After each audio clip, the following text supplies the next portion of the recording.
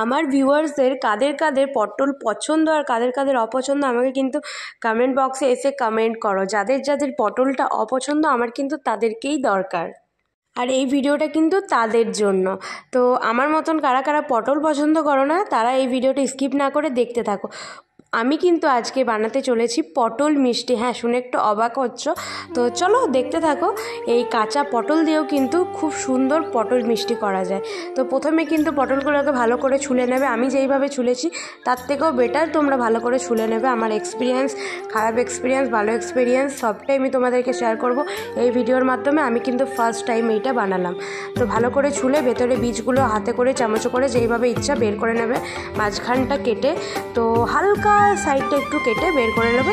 তারপরে যেমন গোটা পটল ওরকমই থাকবে। এই হচ্ছে বীজগুলো আমি কিন্তু বের করে নিয়েছি। আর এই কাপের 1 কাপ চিনি দিয়েছি, 2 কাপ জল দিয়েছি আমি 3 কাপ জল দিয়ে ফেলেছিলাম, তোমরা 2 কাপ দেবে। আন্দাজটা ঠিক মতন করলেই কিন্তু পারফেক্ট কিন্তু একটা সুন্দর পটল মিষ্টি তোমাদের রেডি হয়ে যাবে।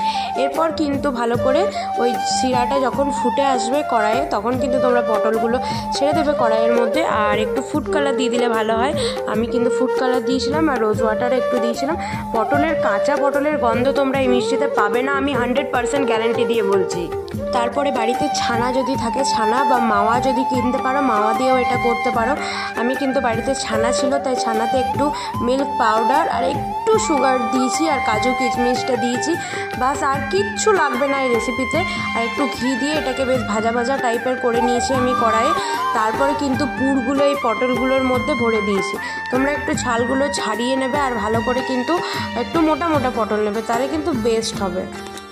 বাস এখানে কিন্তু আমাদের সুন্দর পুর রেডি। এরপরে কিন্তু পুরগুলো ভরে নেওয়ার পর ফাইনাল লুক কিন্তু এটা হয়েছে। আমি একটু রূপোর চাঁদির পলক যেটাই বলে না কেন, ওটা একটু দিয়ে ডেকোরেট করার চেষ্টা করেছি আর কিছু সুগার চকলেট দেওয়ার চেষ্টা করেছি।